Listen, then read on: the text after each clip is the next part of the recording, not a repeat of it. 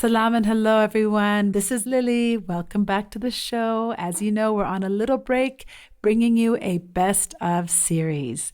And today I have to tell you, this show is one of my absolute favorites. I know I keep saying that every week, but it's actually true. We hear from the founder of Enda Athletics, Navalayo Osembo-Ombati. In this episode, she just gives us a masterclass on entrepreneurship, on building a brand, on engaging your supporters. I mean, the stories she tells are fabulous. The way that they have crowdsourced, the names of their brands, how she is reaching out to Kenyan runners and who she hopes to engage in future Olympics. Do not miss this episode. I think you'll love hearing Navalayo's story. And please check out her shoes. We have the link in the bio. I have been wearing her shoes and working out in them the last few months, and they've been fantastic. So enjoy this episode. My feet are my only carriage with the CEO of Enda Athletics, Navalayo Osembo-Ombati.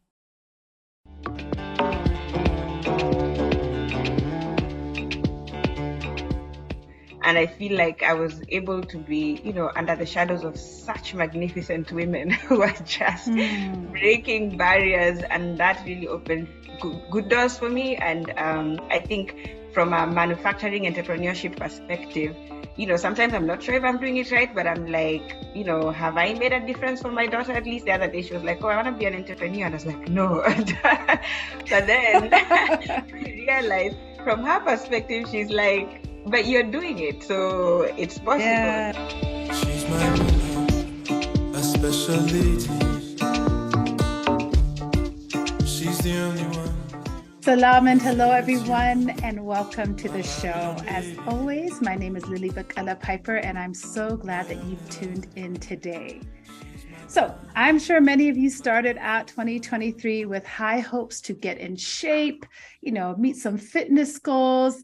Maybe some of you, like me, have these high ambitions of running a marathon or at least a half marathon one day. As an Ethiopian, I definitely have grown up with the stories of the great runners from our country, from our region. Growing up, one of my favorite stories that my parents would tell us was Ababa Bakila's Olympic triumph in the 1960 Olympics, where he ran barefoot and defeated every other contender to win gold in Italy, which has very sweet, poetic justice for us as Ethiopians, when he conquered the running world that year and did it again barefoot. What a story that we hold on to. And as members of this East African running community, we are blessed with runner after runner, story after story, hero after hero, who we can look to have really inspired generation of runners. And beyond Ababa Bakila, for me personally, my dad is a runner. He runs 6 to 7 miles every single day and has done that for years. He's now in his 70s and he still runs. And Abba, if you're listening, I just want to tell you, I appreciate you and love the example that you've set for us and all of us about how to take care of ourselves through running. Well, if you are a Kenyan resident, if you are part of the diaspora, I hope that your running story also includes the story of Enda Shoes. Enda Shoes came onto the scene in the 2010s and gave us a chance as East Africans to buy a shoe designed, invented, conceived here on the red soil of Kenya and the region. What a story Enda has become. It's a story of empowerment, a story of innovation, a story of taking the running legacy and really owning it and claiming it for ourselves. And today on the show, I am just beyond thrilled that the founder of Enda Shoes, Navalayo Osembo-Ombati, has joined me today to talk about the story of Enda, of how she left her work in the United Nations to create a shoe that would be as good as any other global brand and really take the running legacies and bring them home for every single one of us, not only here in Nairobi, but beyond every border across this beautiful continent. So salam and hello, listeners. You are in for a treat. And please help me welcome to the show today, my guest, the founder and director of Enda Shoes, Navalayo Osembo-Ombati. Navalayo, karibu sana. So happy to have you on the show today. Thank you. That's such a great intro, actually. Sometimes I listen to it and I'm like, is that what we did? But, I appreciate that. And it's my pleasure and honor to be here, actually. Oh, it is my pleasure and honor. One of the things that I love about the stories we're trying to tell here, not to toot my own horn, but I could just have a show every day about the innovations and the creativity and the ingenuity that is happening here in East Africa. There is just a story for every day of the week, every hour of the day. And your story is one that I'm so delighted that we get to bring to our listeners today, because I have been a fan of your work and a fan of Enda's shoes. And for those who are watching on YouTube, I have to stand up and show my Enda t-shirt here as well. Just so happy that you are here today to tell us the Enda story. So congratulations, first of all. Let me just start there with all that you have built the last almost decade, is it, that you've started this company? This is our 6th year, like officially. Year. Yeah, but it's been a long journey still. So you're turning the corner towards that decade mark. Yes. So for those who don't know the Enda story, Navalayo, please give us the highlights of your journey to creating a world-class running shoe. In summary, I think I've always kind of like grown up around sports. My dad was in the military, and as you know, in Kenya, the military is one of the few employers that actually employs people for sports. And that's why a lot of the athletes kind of come either from, the defense forces or the prisons or the police. And so, kind of like growing up, runners were around me. I mean, they're just people, you don't necessarily identify them as, but it's one of those things. And going to school, you kind of have the soldiers running on the road and stuff like that. And so, they were part of my community. And I also come from a small village near Eldoret. And so Eldoret was like the big town when we were like in the village. And so that town has basically been built by the proceeds of runners. And so sports has always been in my life. And I think, when I was trying to think of what I want to develop a business in terms of developing impact, sports was right there at the top of the list, mostly because I do think that it has capacity to be a high GDP earner. And also it has the capacity to, give people agency to create employment as opposed to wait for employment. Sports can do that. And so I knew I wanted to do something in sports, but coincidentally actually started in tennis, because tennis is also something I really, really like. And I was blown away by the fact that there was no African in the top ATP 100. And this, I was kind of like, when I was doing my postgraduate, I think it was around 2014, and I got to see the commerce around Wimbledon and how everything works. And then I looked at the prize money and I was like, why are we running when we could play tennis? Like, this could change an entire town or something like that. And so I was asking myself, why don't Africans play tennis? And I discovered, certain reasons, and that tennis is an early sport. And so when I came back home from my postgraduate studies, I decided to start a tennis academy, because I thought, let's fix this, because tennis you're going to have to start when you're really young.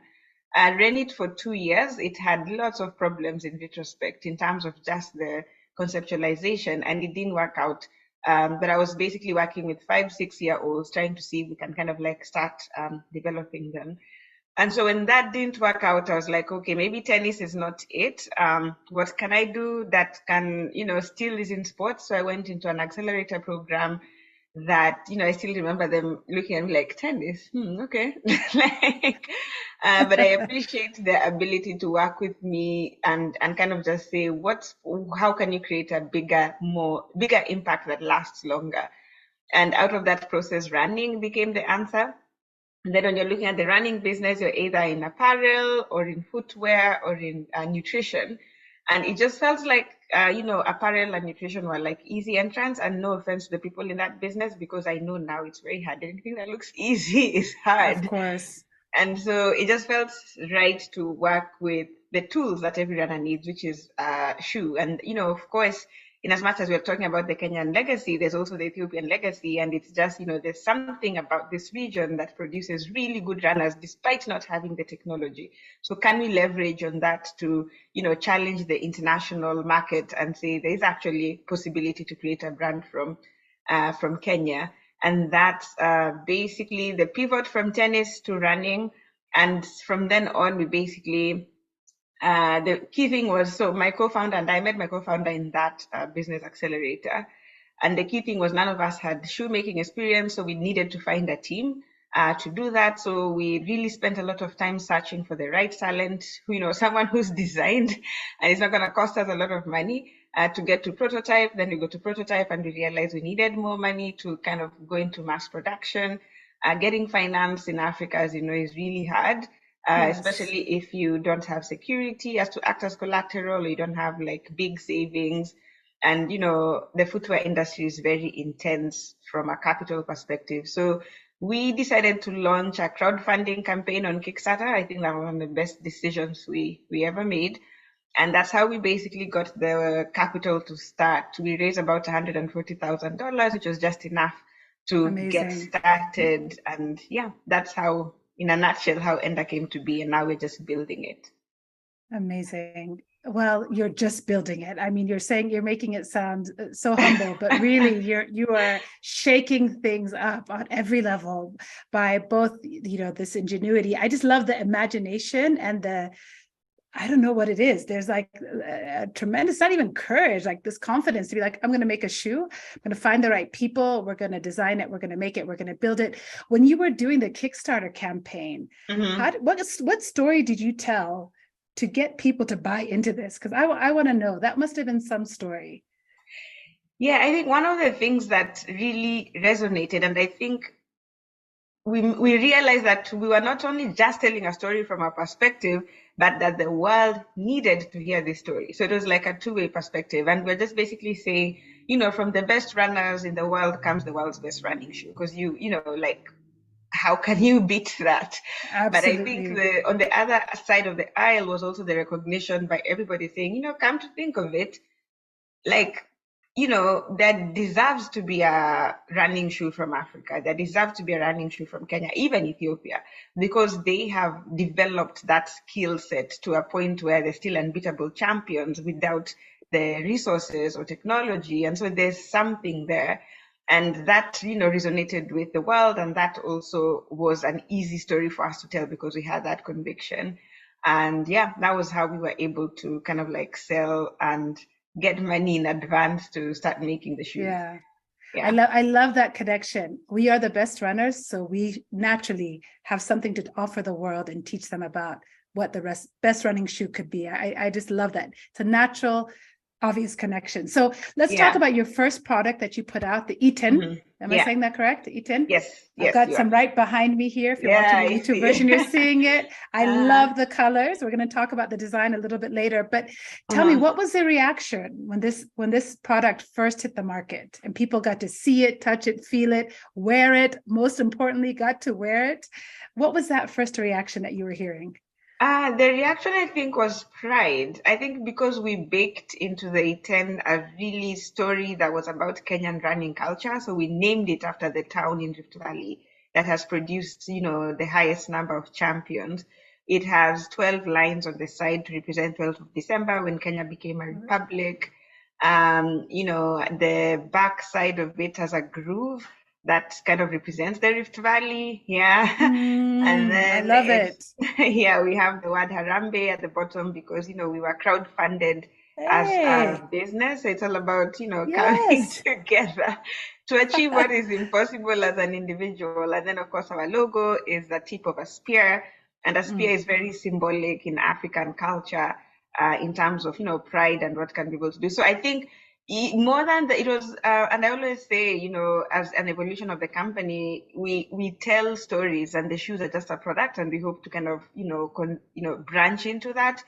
But the whole idea was, let us use these products not just to run, but to educate the next generation, because I do believe that shoes are works of art. They're things that can educate and can improve on things, and especially this generation.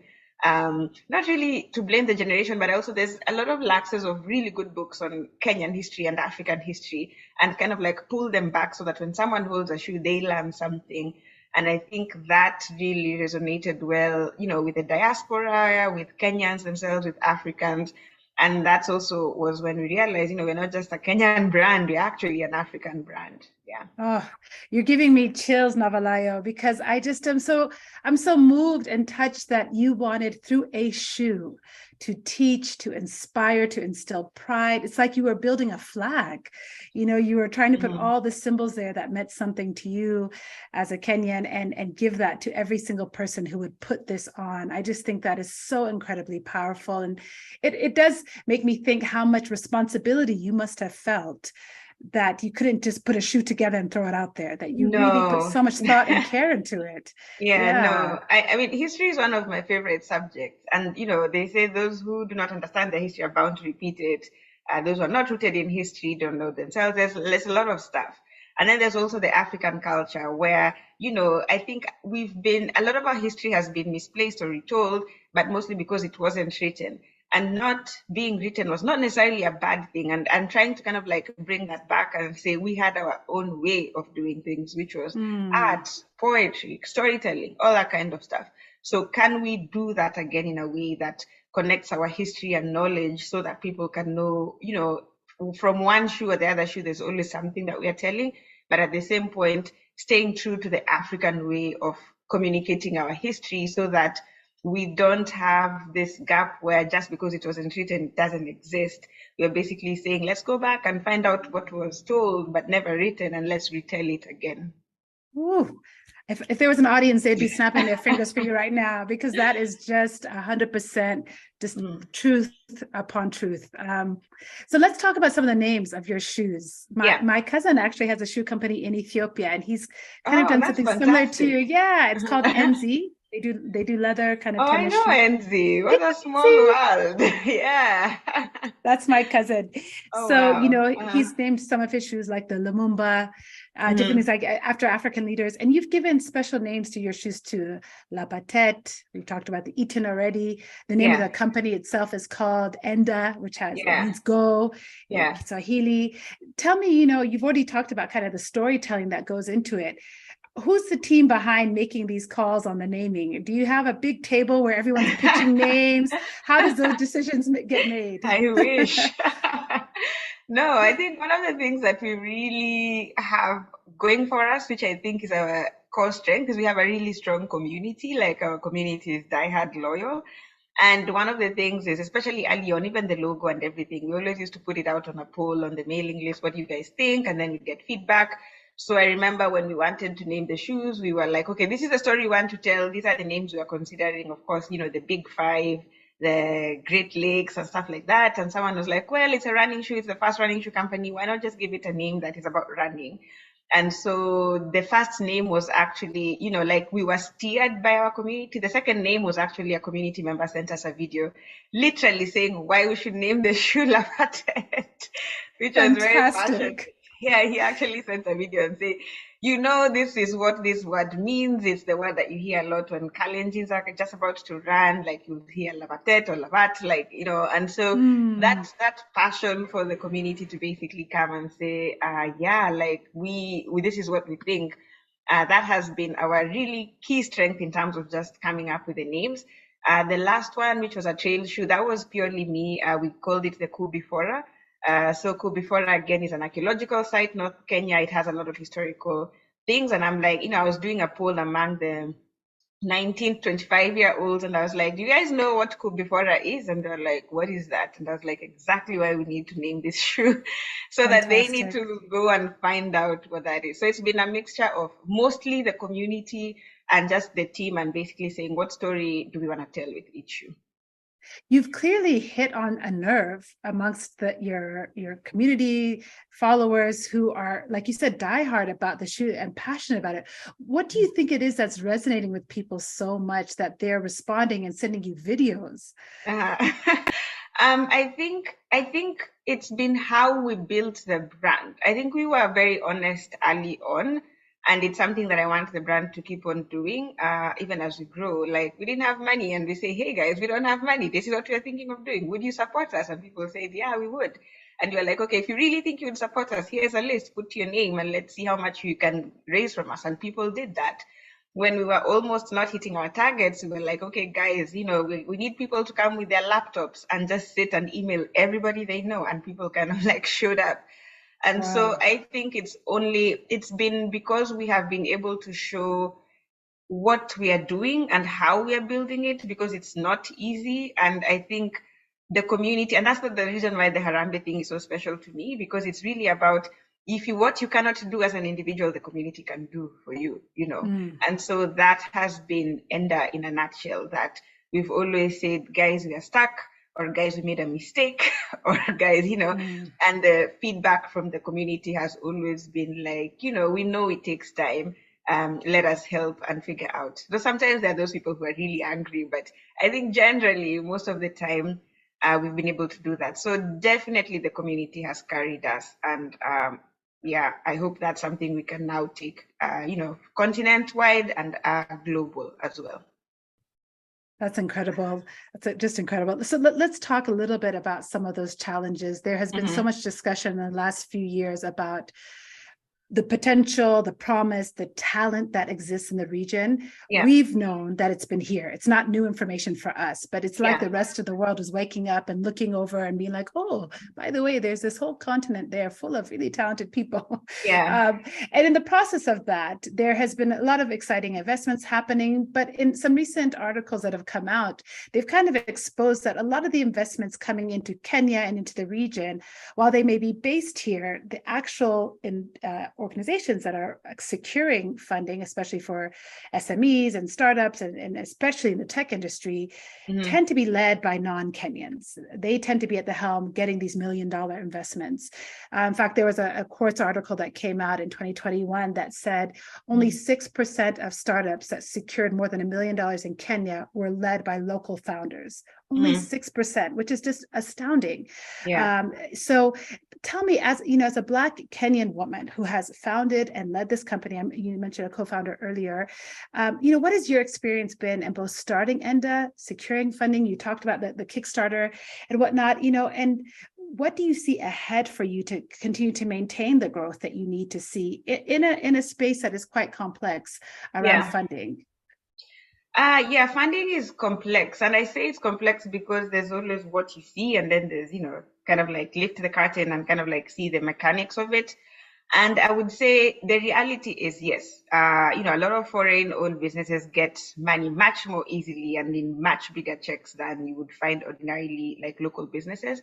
But from my experience, I think I've seen a couple of things. One, of course, there's the familiarity bias, you know, like now I'm like, oh, she's from Ethiopia. That's so cool. Yeah. You know, like there's certain things that bond us, you know, from a cultural perspective. I think a lot of VCs and a lot of funders have acknowledged this bias. So there's really a rise of funds that are specifically saying we're investing in African-led or African-owned. So the first reason is there was that bias where people who are kind of like homogeneous find it easier to work together. But then there's also been, because of these reports, which have been very good, there's that recognition of there's a bias and we kind of like need to bridge that bias. The second challenge I would say from a funding international perspective is that the language of funding is global and the language of SMEs is local. So, for example, from my experience, you know, the first time I met an investor who was like, where's your cap table? And I was like, what is that? You know, I had no clue what he was talking about. But in other sense, it's just a list of who owns shares in the company and what percentage and stuff like that. But I kind of had to learn that there's a specific language, you know, the convertible notes, the simple agreement for future equity. Like there's some things which are quintessentially American or European, which they expect as an investor that that's basic knowledge. But if I'm just, you know, in Nairobi, putting my head down, I just kind of like went through the system and the national local system, never really encountered this stuff. There's always that mismatch in terms of, okay, I don't know what these guys are talking about. They don't know what I'm talking about. But the challenge of that mismatch is you might think that someone is ignorant, like, or they don't have the information, but I do think they do have it, only in another sense of, you know, how they understand it. And so are investors patient enough to understand what that is, right? And then conversely, in as much as, you know, we are talking about people having access to funding, I think it's also important for founders to also realize that, you know, not all money that comes in is good money. And especially if you have that knowledge gap, you're on the disadvantaged side, because then you might end up signing stuff that really costs you big time. And then there's also the perspective of sometimes, someone is kind of like investing in dollar amount, and you feel like that's a lot of money. Like if I say, okay, $20,000, and you're like, oh my gosh, that's like what, 2 million? Okay, but now the exchange rate is really good. So maybe Yeah. it's like, and so we don't really look at long term. Like you can be great at your idea, but terrible at finance or accounting. And so you need to look at it long term. Otherwise, everything looks good on paper, but then you found like you sold your company at a much lower rate. Not like sold it, but you gave away most of it. And so I would say that's why I was saying this conversation is very complicated, because even if we Sure. open the doors, doesn't necessarily mean what's coming through the doors is a good thing. And especially because we don't have that legal and technical expertise. And a lot of these funds, remember, are, they're professional. So they have professional lawyers, they have professional accountants and CFOs. And you're dealing with a company that, the CFO is probably a friend of mine, or if I'm lucky enough to have a CFO. So I do feel I'm always like, it has to be measured. It's not necessarily just let's open the doors and let's get funding. On the other side, I would say that, there's definitely need, especially in Nairobi, to expand circles between locals and expatriates. I do feel, and this is from my experience, that there are different groups.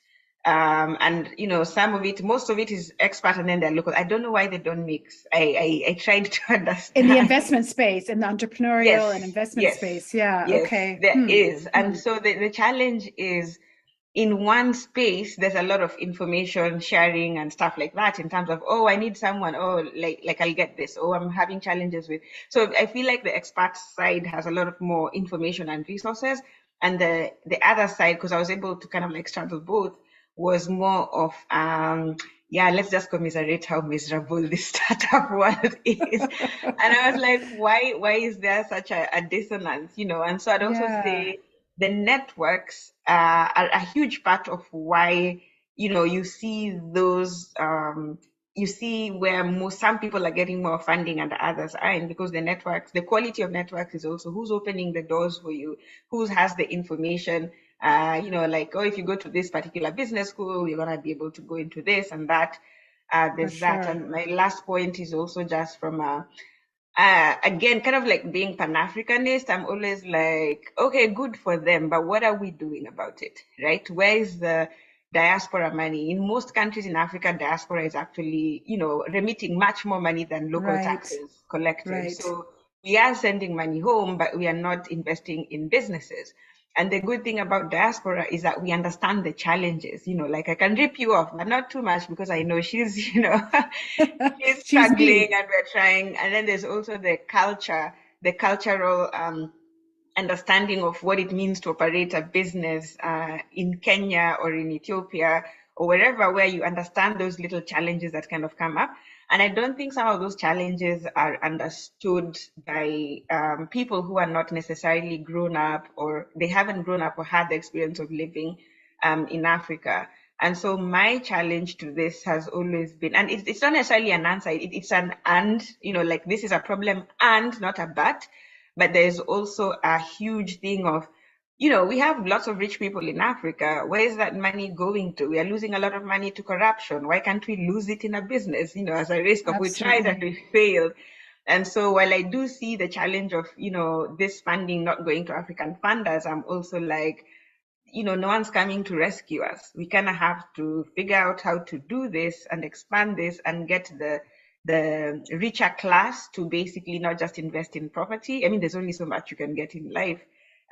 Invest in the next generation. Otherwise, it doesn't matter how much money you have. When you go outside the world, you're still a black person. You're still open to all these other experiences that I think are, intrinsically linked to Africa's condition, and therefore we kind of have to be part of the solution. You know, it's interesting. You started off a little while ago in telling the Enda story, saying how your community has really been there for you and been part of your story and a part of your journey. Yeah. And I really think that as your community grows, some of these solutions that are so necessary for the problems that small businesses, growing businesses are facing, I hope that that community will start to encapsulate these individuals, right? That as the community grows, that more people join that movement, because there is definitely this sense, at least I feel it in Nairobi, of like, buy Kenya, build Kenya. You feel that momentum, right? But that means you're going to spend a little bit more for that product, that dress that you're going to buy because it's a Kenyan brand made by somebody, you know, who you may know, than it is to go to, you know, toy market or to go to whatever shop is. So you're going to have to pay a bit more for that, which is to your point of, we're going to have to, no one's coming to rescue us. So we have to do it for ourselves. So tell me, you know, for you and Enda, in terms of your shoe in this local market, how do you see placing your shoe? Because it's a great quality shoe. I have to say your customer service is outstanding. I ordered my shoe. I had my shoe within hours. They're so responsive. It's easy to get your products. I'll pass the compliments to them. Please do. But tell us, you know, how are you situating yourself also in the local market so that maybe some of that, you know, that ecosystem can also start to hopefully respond to some of the challenges that businesses like yourselves are facing in this global market where investment really is needed? Yeah, and I'm just saying this because, again, having gotten out of Kenya and now trying to build it at a higher level, it's a different view. You know, it's Sure. Yeah, because before I was like, yeah, let's kind of like buy Kenya, build Kenya, and because nowadays it's not but it's like and. Sure. And I'm challenging myself, and I'm thinking, you know, I go to Rwanda, it's buy Rwanda, build Rwanda, South Africa, buy South Africa, build South Africa. I think it is a good movement to start, but I think we kind of also have to expand that to buy Africa, build Africa, because I think one of the challenges is that, and this again is my personal opinion, that we always tend to go towards national identity. And I think, you know, the past 50 years have shown us that that's not the way forward. Like, we have to figure out how to do that. So of late, I've really been thinking about the buy local movement, and I'm thinking it should be buy local, but expansion of that local to, you know, continental wide, so that it should be by Ethiopian, I should be by Black, basically, you know. Yeah, because then we end up choosing one over the other. And I do think like unity is the answer, but this is another whole conversation. But I would say, you know, local support is critical. And it's part of the reason why, you know, as a brand, I was like, no matter what we do, where we go, we have to be rooted in Kenya. Because it gives us our authenticity as, you know, as an African brand. And I think being part of the community is important, because they'll tell you, oh, nowadays you're feeling too sweet for us, or, oh no, we don't like your product because of this. Like, they will give you that feedback. And I feel like that feedback is important to rein in the brand, so that whatever happens, we are constantly aware of how we develop the brand. I think if we lose that connection, then we are, you know, homeless, in quote unquote. If I quote the Swahili saying, he who doesn't have a home is kind of like homeless. So it is there, and I'm kind of like supporting it, but I think of late I've been stepping out and thinking it has to be wider, so that I would also I can choose to buy, you know, a Lesotho and a Kenyan product, as opposed to, no, I'm just going to buy the Kenyan product because I'm supporting home. It kind of has to be bigger than that. So I support it, and I think, you know, the market has definitely kind of like done that. But for us as business people, we also have to make sure that we're making products that are affordable to the market, because at the end of the day, you know, you look at purchasing power parity, you look at GDP, and there's only so much people can buy. And so, but then the other side is that unless you achieve a certain volume, it's difficult to manage costs. But I think we have to make it affordable as well. That's the challenge in us as producers, so that people can afford the shoe at maybe 5K or 6K. That's like $50-$60, as opposed to like 100, which is like 10,000. Yeah. So that's coming. That 5,000 shilling shoe for the Kenyan local is coming. Yeah, we've been working on something. It's kind of hit a few snags, but it is. But I think for me, the key thing is I don't want anything to be perceived as oh, we just did something cheaper for you. It has to be really good quality because we deserve that quality first before we For give it to sure. the world. Yeah. For sure. Absolutely. Absolutely. Well, I can attest to the quality of these shoes, and it's worth the investment. Your product's also available in the US and in Yes. Europe. So Yes. people should definitely go to enda.com, check it out, and see the range of products that are available. Did I get it right? Is it .com? Endasportswear.com. And the sportswear. Yes. Fantastic. Yes, because once again, I also have a t-shirt. So there are other products there, not just shoes that you can get. So Yeah. I also want to know, Navalayo, we are featuring this episode during International Women's History Month. Tell me how being a woman in this space makes you excellent at what you do. So in this space specifically, the biggest consumer is actually women, right? The running shoe industry, women are buying more, women are running more, women are running slower times, which means they're not running to win a race, they're actually just running to keep fit. And women are making decisions not just for their families, but also for their kids as well. And so having a woman as a customer is actually really essential because they cover so many broad areas. And so it's important for me, at least, for a couple of reasons. First, to be connected to this consumer group that is knowledgeable, that is making decisions for themselves and for their families. And then again, from an African perspective, it's always a bit complex from a cultural perspective. But I do think there haven't been many women, we kind of like fizzle out somewhere when it comes to leadership for various reasons. And I would say the running industry has improved. I think over the past 2 years, we've seen, with Athleta, for example, like we've seen women kind of like coming up to the top, but it's very much been very heavily male dominated, heavily white dominated. And, I think it's just a fresh thing to see something that's different.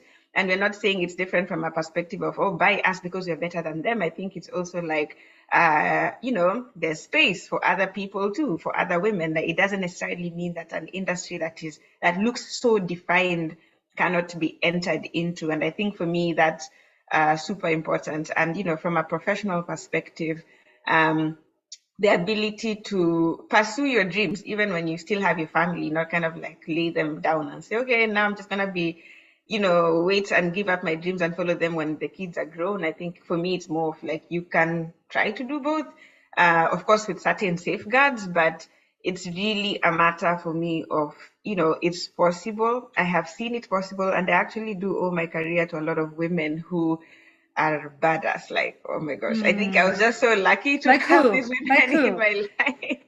Give us some shout outs, Navalayo. Who are the ones that have really, pushed you and inspired you? One was Julie Nyangaya. She is a partner at Deloitte East Africa.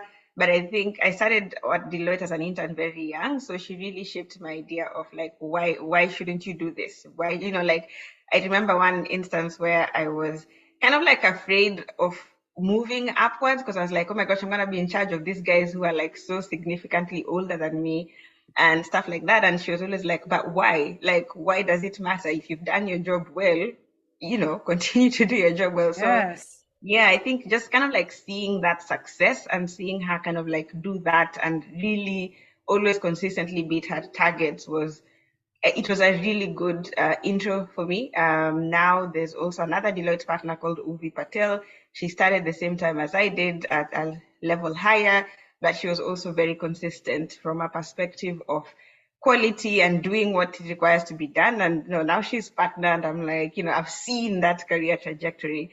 And last, there's a lady from Ghana. She's called Edemo Sonu. She is now a director at UNOCHA, but it was really just that hunger of being with someone who's like, why not you? Like, why can't you do this? And why can't you do that? So they really pushed me, and, she went the extra mile to actually come and say, I'm going to guide you on how to do this. And she didn't necessarily have to. And I feel like I was able to be, under the shadows of such magnificent women who are just breaking barriers. And that really opened good doors for me. And I think from a manufacturing entrepreneurship perspective, sometimes I'm not sure if I'm doing it right, but I'm like, have I made a difference for my daughter? At least the other day she was like, oh, I want to be an entrepreneur. And I was like, no. But then I realized from her perspective, she's like, but you're doing it, so it's possible. And I was Yeah, like, yeah. So I think we need more women so that it gives us the nod to kind of join, and it also shows us the how, because a lot of times we'll say, oh, women can do it. But if you have someone who has done it, they'll tell you, okay, this is what you need to do. Fix your house, make sure this is done, and na na na na na. And so it's easier to learn the how of how to do it. absolutely. Yeah. Yeah, I love that. I love that. What's made you excellent in part is other women. And Yes. that's so powerful. That's so powerful. Thank you for that. So, I have to ask, Navalayo, are you also a runner? I run, but I don't run with the athletes, man. They will finish. You run in private. You run in private, huh? Yeah. I can do like a decent 5K and but I think also the thing with running, what I really respect about it as a sport is the discipline. I think it's Eliud Kipchoge who said only the disciplined are free, and I was like, I feel that, Beautiful. because because it's not you kind of have to beat yourself, and the self is always I don't want to do it, this sucks, like there's always that thing in us that is inherently does not want to do what we need to do. And running is that thing that once it's in your blood, like you feel, okay, I didn't go for a run today, your body is almost like, we need to do something. Yeah, And that's so what my dad says. He says he feels unwell. If he doesn't run, he says, I feel unwell. Yeah. Exactly. And so that feeling forces you to do it. And then after that, you feel so good. And so I'd say that discipline is the thing that I admire most about the sport. And a lot of us see the athletes in their glory, but there's a lot of grueling work that goes before that. And I admire that a lot, that these guys are just ordinary guys, and they're able to do what is required. Yeah. Yeah. So you mentioned our hero and statesman Eliud Kipchoge. Oh my goodness, let me get that right. Kipchoge. Have you heard from any of the great runners from the region? Have you had any of them try Enda, or have you had any interaction with them? Yeah, I've had interactions with many, especially recently at the New York Marathon. Like the place was teeming with like athletes from all over. But there's also that thing where a lot of them are in contracts, a lot of them can support us publicly, and I understand it. It's the same thing for us growing as a brand, and that's also why it's so important to be connected to the athletes. They're like, this should have been done many years ago, but I have like 2 years to make money for the rest of my life, so I'm gonna give you feedback. You can't be, so I would say we've had really good support, but now the next thing for the brand is to really step up with the new upcoming talent, so that we are not just at the mercy of the greats, but also we are creating the next greats, so that we can give them that opportunity. And I also think the sponsorship sector needs competition, because everybody is either Nike or Adidas. At least now there's a new entrant on running, but I think whenever you have an industry that is it has very few players who have monopoly, then it's also open to abuse, and so that's something I want to change, where we are able to offer an athlete, a contract that allows them to bargain. And it's fine if they don't end up being, like an Enda athlete. We did have one who actually were like, it's fine, but at least we helped you up the price a little bit in terms of that. And that's also why the brand is important, because it's not just about, me, let's win. It's also, how can we help these guys to get better money for their buck, and say, yeah, I actually have something else I'm considering. And, they get maybe a couple of thousands more, because right now the competition is intense. The coaches and the agents are few.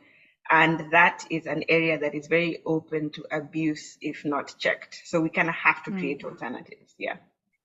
Well, I hope any athlete who is listening to this will put, if the Enda is not on their radar, that it will be on their radar, because what an honor it would be to, again, like I said at the beginning, it feels like you're building a flag, when you're building these shoes, and what an honor it would be to run in these shoes. And I have no doubt it's just a matter of time that the next great will be in Enda shoes when they cross the finish line. We are working on it. I believe it. I believe it. So tell me, for you, Navalayo, what's your wildest, biggest dream for Enda? What do you see coming up next? I'm thinking, I think for me, it's more of, like an athlete in like a major event, like the abbot races or the Olympics would definitely be top of it. I think when we get our people, and by that I mean African, to kind of like wear that product and for the whole world to be like, what's that? I feel like that's it. That's really it for me. I feel like I would be like, okay, we finally did it. That's the stake I want to put at the top of Mount Kenya or Mount Kilimanjaro Yeah, and say, yeah. that's it for me. My job's done. Next person can carry on the next thing. I think to just kind of like see that, that would be really, really fantastic for me. That's awesome. Well, Yeah. the Olympics are next year, I think, right? Yeah, they 2024, are. maybe? They are. I know you Okay. kind of like it's a very it's a very legally complex process if you're not an official sponsor. Okay, But I we're see. trying Okay. to work with other smaller brands to see what the loopholes are and Okay. what we can do in the context of what's allowable. Well, I also want to just take a moment and pause and say, amidst all of the kind of national things and global things that you have to do to build a brand, you're Mm, also investing back into Kenyan mm. companies by donating a portion of your profits. The company is carbon neutral. These are extraordinary things, Navalayo, really. I mean, there's so many people who are just Sorry, it's busy just. taking. Yeah, Oh, no, no, I no, just no, think it's no. awesome. Yeah. Go ahead. Thanks. Yeah, no, I was laughing because I think you're saying that, and in my mind, I'm like thinking, no, it's not.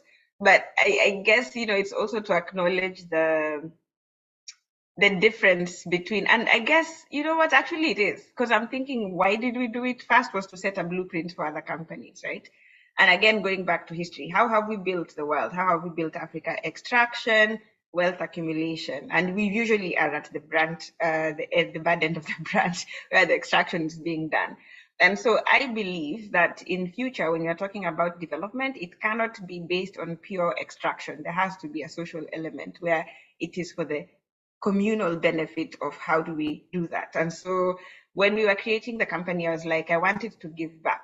I wanted to give back. I want us to give back money because I've been in the shoes of not having money. And I'm like, who's doing a fantastic job? Let's find them. Let's give them our support. Let's help them do that if that helps them get to the next level. So it's also just a thing of, we know there's need. We know there's scarcity of money. If we can tap into international markets, channel back that home, that would be fantastic.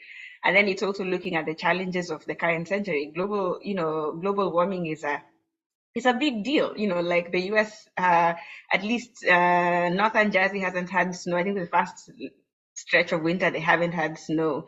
The icebergs are melting. The heat is And we feel intense. it Like, here too. Yeah, it's the yeah, worst drought in 40 years. Yeah. exactly. So we cannot do business with that whole mentality of I just want to grab as much as I can for myself and then everybody else will sort themselves out. And so being climate neutral was more of can we get more African brands to also recognize that it's not just about making money, but because I feel like in Africa we are, as part of being poor, we are always trying to get rich, and we are not really thinking about what that means. And the other side is that because the developing countries are poorer, we bear the brunt more. We don't have the safeguards, we don't have the response mechanisms, and so business can't be usual. We have to step back and say, how can the private sector work towards either accounting for their global footprint or, making it up or just something so that either what you're creating, you're also working on the other side to fix, but ultimately not creating an environmental impact or damage and just say, if I'm cutting wood in a forest, I need to cut 3%, that's fine. Let me not cut 70% just because I can.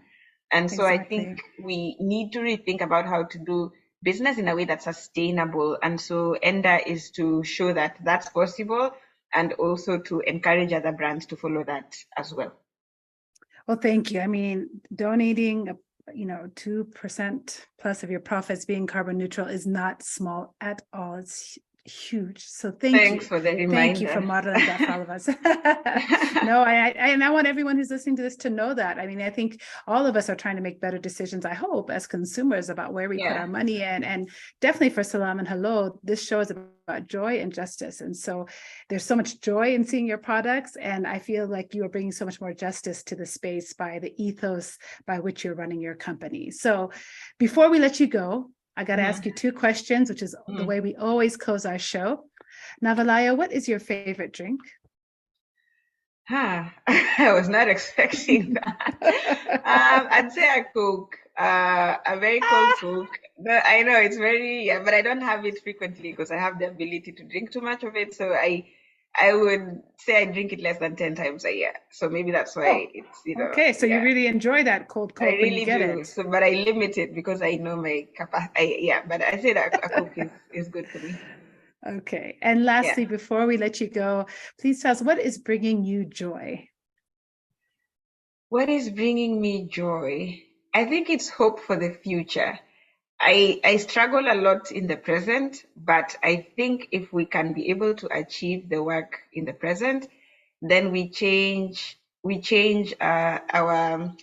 change our probability for success in the future. And so that gives me, energy to go through difficult days, because I'm like, if going through this task will mean we get even a 1% chance of success, then it's worth it. So that gives me energy to continue. Well, thank you so much. We look forward to the Enda story continuing and growing and taking over.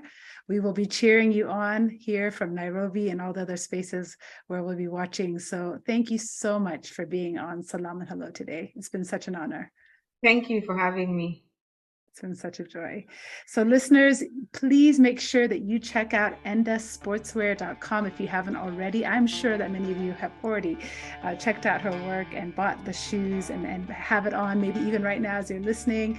But also let us know what you thought about the episode. You can always find us on all platforms at Salam and Hello. That's Salam with an E. And of course, we would love it if you would rate or review our podcast. It actually really, really helps us out. And please also send us a message, lily@salamandhello.com. We would love to hear from you. And until we talk again, have a wonderful week and be easy, y'all. See you soon.